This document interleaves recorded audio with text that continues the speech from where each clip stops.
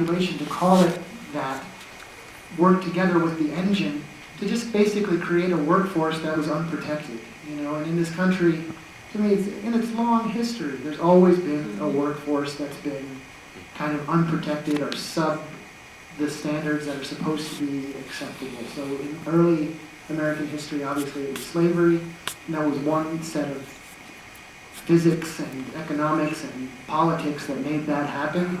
And then today, there's this large community of undocumented individuals here who live in a kind of vulnerable state.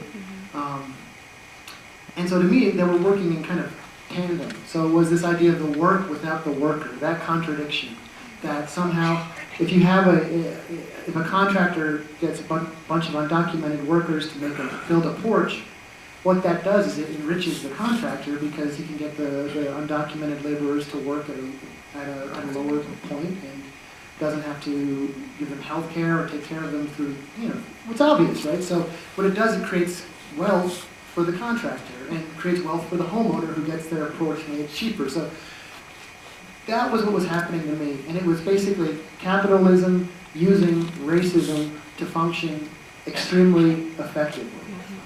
Now, I feel like something new is happening to me, and Arizona is the center of it, where the racism part is kind of overpowering and contradicting the capitalist part, where you have the Chamber of Commerce coming out and saying, stop doing this, because it's at the point here where the politics, the racism, the xenophobia is creating political, economic impacts that aren't helpful. So anyways, this film is to me a portrait of the kind of fantasy of capital realized. What they want is a workforce that has no rights and where they can kind of zap workers in the sense of like, here's this job, we're going to go with the lowest wage worker. If you ever say anything, if you try to join a union, if you speak up, you're out. We got another guy in Indonesia in. This is the fantasy, that fantasy realized. But I think right now in the U.S. there's something kind of, another kind of being at work here that's in some ways even harder to grasp and harder for me to get a hold of. Does that answer your question? It does. We live in Arizona. I think you have a little sense of that. Yeah, so you get what I'm saying, but I know, that's my own, yeah. Cool. Thank you. You're welcome.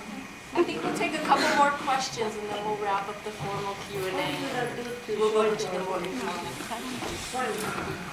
The question is, what would happen if we showed it to the politicians? I'm worried it would give them ideas. There was a question.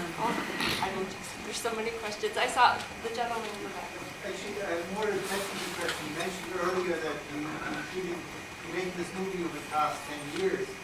Now, how do you do that? I mean, you can't, obviously all the shooting, you probably have to take over much more than a time. So many things change. People like age, die, whatever. How do you go back and change something, fix something? No, we had one actor passed between shooting and a voiceover session, but it was the older gentleman in the shanty town up there with the beard. But anyways, no, it's what can you say? It took, when I say 10 years, it was from the idea, which was like in 1996 or 97, to when I got financed was in 2005, and then once we were financed, it only took 2 years. So it was really 2006 and 2007 to shoot it and edit it. The shooting, as you're imagining, it was all done at once. I mean, we shot the whole film in about 7.5 weeks. It was 45 days of filming, 3 regions of Mexico. I fainted, we had a 100-person crew. I'd never worked with anybody but like my best friend. All of a sudden I was working with 100 chilangos and it was like, one of my best friend. It was crazy. But anyways, yeah, so no, production and post-production were concentrated times. The rest was writing and thinking and trying to build all the alliances to get it done. Yeah, if I may. Carlos has a question. I have experience with this movie. I have shown it in my class many times, and I've seen different reactions according to the region of the students. And what is your experience according with the the public. For example, in my classes, Hispanic students have a different reaction than Americans, and they're different than boys. I'd love to hear I'd love for you to answer the question. I mean, for me, I don't have that experience. I mean, and also, I do a lot of these kinds of events, but unfortunately, the dialogue usually are 20 minutes or something, or 30 minutes, so you don't, you know, imagine in a class environment you're getting a little deeper, but no, I've had the luxury of traveling the world with the film, and so it's been interesting. Like when we showed it in Germany, people took a very intellectual, had a very intellectual understanding of the metaphors around globalization and the kind of idea of like the economies becoming connected and the ways in which that has the potential to become a race to the bottom in terms of, you know, workers' protections and things like that. In Mexico, we had a free screening for it in Morelia, and like 2,000 people came out, and there was a line of people to talk, and I didn't speak at all. I just let everybody use the mic, and people started saying, you know, my mother is in Los Angeles, and I haven't seen her in 10 years, but I see her on Skype, and that's how she's raising me, you know, and that's not science fiction, you know. Someone else get up and say, they're building this presa, you know, like a dam upstream, and it's killing our agriculture, and, you know, but there people get up and say, like, talking about it like it was a documentary, and so that was haunting and also, yeah, just gratifying in a way or something, like in a horrible way, like, whoa, this is, you know, that it was obviously jacking into real life concerns.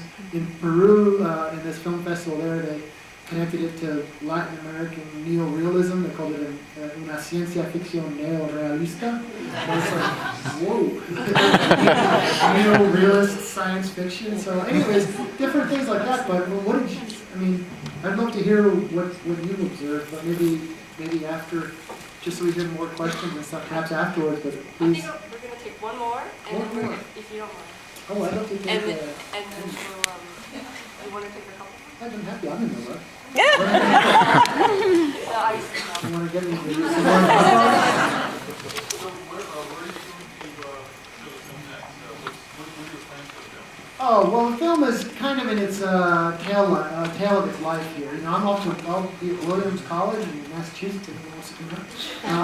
You know, but no, right now I'm basically doing these types of screenings, special event screenings. It's on Netflix, it's on DVD. It had a theatrical run in 2009. It was in 30 cities.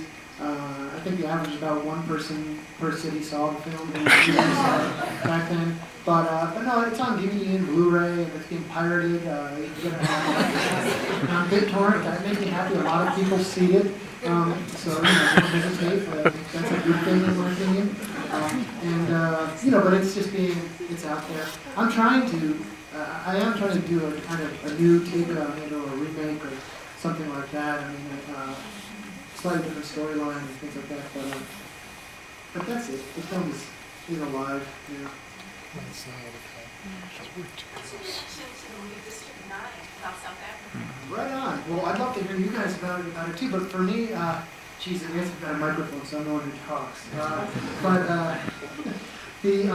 But District 9 to me, I thought the first 10 minutes I was in just heaven. I thought the metaphors and the kind of I think D.T. did it in some ways, like the shipwrecked alien, you know, but switching the alien from the, you know, from a threat and that kind of an invader to a kind of shipwrecked, lost soul. I love that inversion, and that it was geographically recast, and that it was in South Africa, and then the ways the metaphors in the sky with those on the ground kind of echo back and forth. I was in total delight. The second half of the film, to me, I find shooting guns not to be that exciting, personally, in reality or in fiction. And there's too much of it in fiction, in my opinion, and too much of it in that film, which should become gunplay. And so I was a little bit unenthralled. And then when I think there were Nigerians, was that right, that started to eat the aliens and all that stuff, I thought then the metaphor started to skid off into Funky Town. I was like, I was like, okay, I thought I knew where I was, and now I don't. But in any case, I thought it was an important contribution, and I'm so happy it makes money, because whenever a really freaky film makes money, then Hollywood makes like 2 more freaky films. So, you know, I hope to make one of those. You know? Go ahead. What did you think of the movie Monsters? Oh, that one I haven't seen, should I? Oh, you haven't seen it? It's about the border. Oh, no, I haven't seen it. No. Yeah, I saw it at the walk a few months ago. Okay, I'll dial it in. Okay, maybe one last one and we're out. One Nikki, more. Okay. And Amy, I saw you first in the top.